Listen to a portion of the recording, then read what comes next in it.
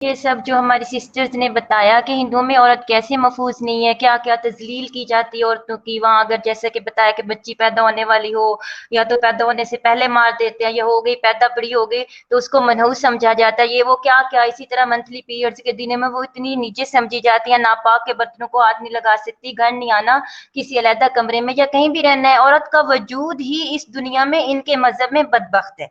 किस तरह रेप किए जाते हैं, औरत को रुस्वा किया जाता है। अफसोस के जानवरों का यूरन इनके लिए पाक है। ये हिंदू गाय के यूरन से नहलाकर औरत या मर्द को पाक समझते हैं। यानी गोबर खाने वाला पाक और यूरन से नहाने वाला पाक। इनके लिए वो हर जगह रह सकता है, बर्तनों में खा पी सकता है इकट्ठा, और घर में सबके साथ रह सकता है। और औरत जो उनकी नेचुरली मंथली पीरियड्स के दिन है, वो इन दिनों में सारी नापाक हो गई, निजिस हो गई। कैसे निजिस हो गई, क्या नजासत उस औरत ने अपने लिबास, हाथों और घर हर जगह लगा दी होती है। बेशर्मो, कुछ तो हया करो, कैसे कैसे रुस्वा करते हो औरतों को।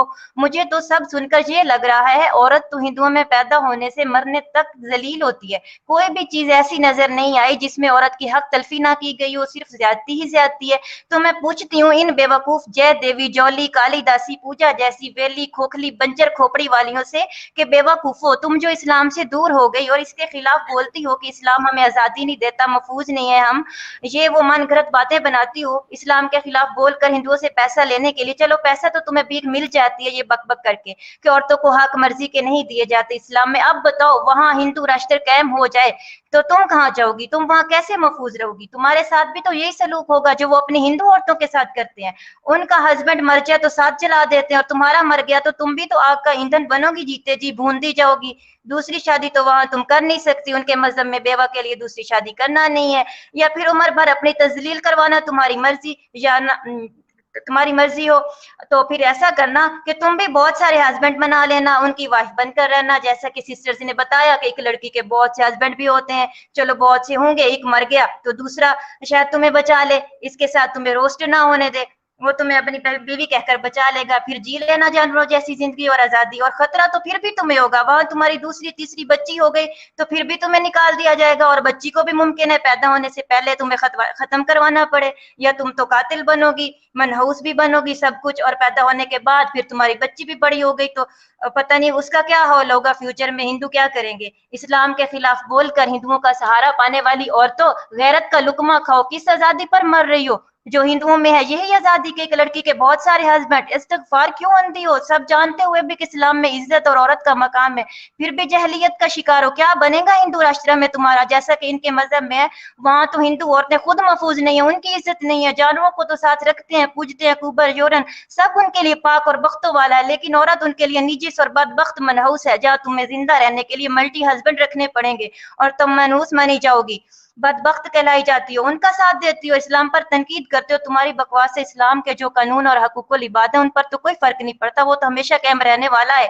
जलील तो तुम होगी, खतरा तो तुम्हें है। तुम्हारे अकल की खोखली खोपड़ी की मिसाल ऐसे है जैसे कि किसी इंसान ने कोई बंदरी रखी होती है ना, और फिर नाचना सिखाकर या करतूत सिखाकर गलियों में जगह जगह ले जाता है। वो नाचती है, करतूत दिखाती है और लोग पैसे फेंकते हैं। वो बेशऊर बंदरी को क्या पता मेरे नाचने और करतूत करने से मुझे क्या फायदा, वो फिर भी उसी आदमी के साथ रहती है जो उसे सिखाता है।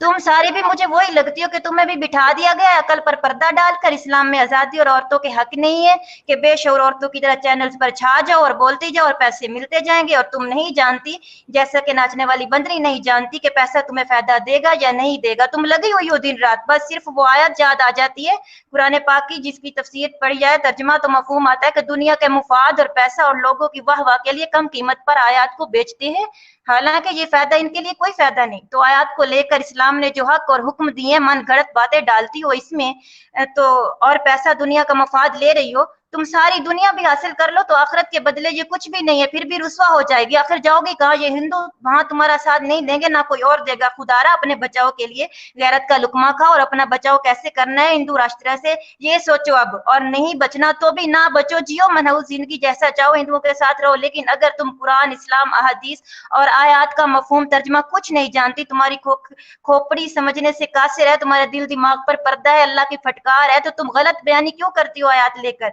اپنی زبان اسلام پر کیوں استعمال کرتی ہوں؟ ہاں کیوں استعمال کرتی ہیں؟ مجھے لگتا ہے نا اصل میں یہ بیچاری سائیکو ہو گئی ہیں، اس لیے بے سکون بے چین ہو کر اسلام پر بولتی ہیں، ان کو ہماری باتیں سمجھ نہیں آئیں گی، نہ کسی بڑے اسلامک اسکالر کی، اور نہ یہ خود اسلام کو پڑھ کر سمجھ سکتی ہیں۔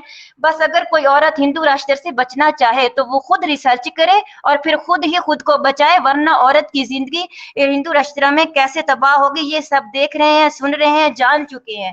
اب اللہ ہی ان کو بچائے اور ہر عورت کو بچائے۔ خود نہیں سمجھتی تو میں عورتوں کو کہوں گی کہ اپنا دفاع چاہتی ہو دنیا میں اور ہندوؤں کے ملک میں رہنے کے لیے عزت اور حفاظت چاہتی ہو تو رکو نہیں، تھمو نہیں، کہ مور کی ہے تیز تر، نئے سرے سے چھڑ چکی ہے جہاں میں رزق میں خیر و شر، نئے سرے سے۔ اب اگر ہندو راشٹر کا قانون بن گیا تو تم تباہ ہو جاؤ گی۔ اٹھو، اپنا دفاع کرو، ہندو راشٹر کو نہ بننے دو، اسلام کے لیے نہیں، اپنی زندگی کے لیے، حفاظت کے لیے، انسانیت کے لیے، اپنے حق حاصل کرنے کے لیے اس کو روکو جہاں تک ہو سکتا۔